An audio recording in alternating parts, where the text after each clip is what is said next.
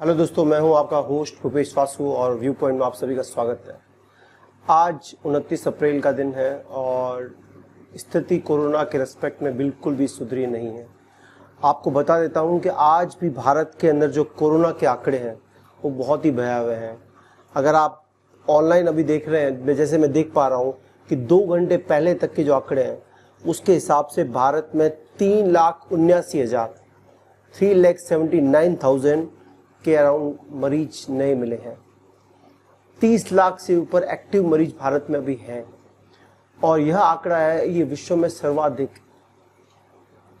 अब जब अब इस आंकड़े की बात करते हैं तो हम 130 करोड़ की आबादी वाला देश है, जिसके अंदर इस तरीके के आंकड़े और जिस तरीके की दूसरी लहर बहुत ही अस्वाभाविक नहीं है। लेकिन भारत में क्या इस कोरोना संक्रमण को कंट्रोल किया जा सकता है और इसको कंट्रोल करने के लिए क्या क्या प्रयास किए गए, उसके बारे में हम लगातार बात करेंगे। भारत सरकार, केंद्र सरकार के द्वारा, राज्य सरकारों के द्वारा लगातार ऑक्सीजन की आपूर्ति के लिए और दवाइयों की आपूर्ति के लिए लगातार प्रयास किए जा रहे हैं। जो वेंटिलेटर्स हैं वो प्रोवाइड किए जा रहे हैं पूरे भारत में, पूरे विश्व में। विश्व भर से भारत के पास इस तरीके की सुविधाएं लगातार आ रही है और पूरा विश्व अभी वसुधैव कुटुंबकम की जो भावना जिसके बारे में भारत मशहूर है उसको फॉलो कर रहा है। अब आपको मैं बता दूं कि भारत ने पिछले साल जब कोरोना संक्रमण प्रारंभ हुआ था तब पूरे विश्व में न केवल मास्क, दवाइयाँ, मास्क और जितने भी तरीके के इक्विपमेंट्स थे जो भी भारत में उस समय अवेलेबल थे, इवन जो वैक्सीन थी, भारत की वैक्सीन डिप्लोमेसी थी, उसमें पूरे विश्व को भारत ने हेल्प की थी। अब जब भारत में सबसे बड़ा संक्रमण काल आ रहा है तब पूरा विश्व भी भारत की उतनी ही मदद कर रहा है। आपको लगेगा कि भारत सरकार के द्वारा कुछ ढिलाई की गई, भारत सरकार के द्वारा कुछ कदम नहीं उठाए गए, लेकिन अगर हम देखें तो पूरे विश्व में अगर भारत के बाद दूसरे सर्वाधिक केसेस जो आ रहे हैं वो आ रहे हैं यूनाइटेड स्टेट्स ऑफ अमेरिका से। 3,07,000 केस आज का डेटा है ये। तो भारत जैसा देश जहां पर 130 करोड़, अगर ऑफिशियल फिगर देखा जाए तो 121 करोड़ और अनऑफिशियल फिगर देखा जाए तो 130 करोड़ की आबादी है, उसके अंदर 3,07,000 एक्टिव केसेस एक दिन के अंदर आ रहे हैं। तो यह बहुत बड़ी बात नहीं है, लेकिन यूएसए में जहां पे पूरी सुविधाएं हैं, जहां पे वेंटिलेटर्स हैं, जहां पे 3 से 4 तरीके की वैक्सीन अवेलेबल हैं और throughout the vaccination programme हो रहा है, वहां पर भी वो इसी समस्या से गुजर रहे हैं। तो हमें ये समझना पड़ेगा कि भारत को इस संक्रमण से निकलने में वैसी ही इच्छा शक्ति दिखानी पड़ेगी जैसी पिछली बार दिखाई गई थी। अब कुछ ऐसी चीजें हैं जो भारत के द्वारा नहीं की गई थी, जो अब की जा रही हैं। वैक्सीन के अप्रूवल बहुत जल्दी किए जा रहे हैं। आपको बता देता हूं कि चाइना ने जो मेडिसिन देने की या चाइना ने जो सप्लाई देने के लिए हेल्प देने की बात की थी, तो भारत ने उसको ठुकरा दिया है, क्योंकि वुहान वायरस वैसे भी चाइना के दिया हुआ है। तो आपको लगता है कि यदि चाइना इस तरीके से एक वैक्सीन डिप्लोमेसी के थ्रू और मेडिकल डिप्लोमेसी के थ्रू जो भारत ने अलग अलग एप्स बंद किए थे और जो ट्रेड पे उसके संतुलन साधने की कोशिश की थी, उसको वापस रिवर्स कर देगा, तो चाइना की बहुत बड़ी भूल होगी। दूसरी चीज जो हो रही है, भारत में लगातार ऑक्सीजन टैंकर्स आ रहे हैं। पूरे भारत के अंदर ऑक्सीजन की जो सप्लाई है वो लगातार बढ़ रही है। आपको मैं बता देता हूँ कि भारत में ऑक्सीजन की कमी नहीं है, प्रॉब्लम है ट्रांसपोर्टेशन की। जो टैंकर्स होते हैं, क्रायोजेनिक टैंकर्स होते हैं, वो भारत में सीमित मात्रा में है। पिछले साल जब आपको बताऊं कि भारत सरकार ने सभी राज्यों को बार बार कहा था कि आप अपनी तैयारी पूरी कीजिए, और इसके कुछ ऐसे भी आंकड़े हैं जो मैं आपको बताना चाहूंगा कि भारत सरकार के द्वारा जनवरी में इसके लिए बजट भी एलोकेट कर दिया गया था। चूंकि स्वास्थ्य एक स्टेट सब्जेक्ट है, तो राज्य सरकारों को उस पे कुछ कदम उठाने चाहिए थे, लेकिन राज्य सरकारों द्वारा सही समय पर ये कदम नहीं उठाए गए, उनके द्वारा सही समय पर तैयारी नहीं की गई।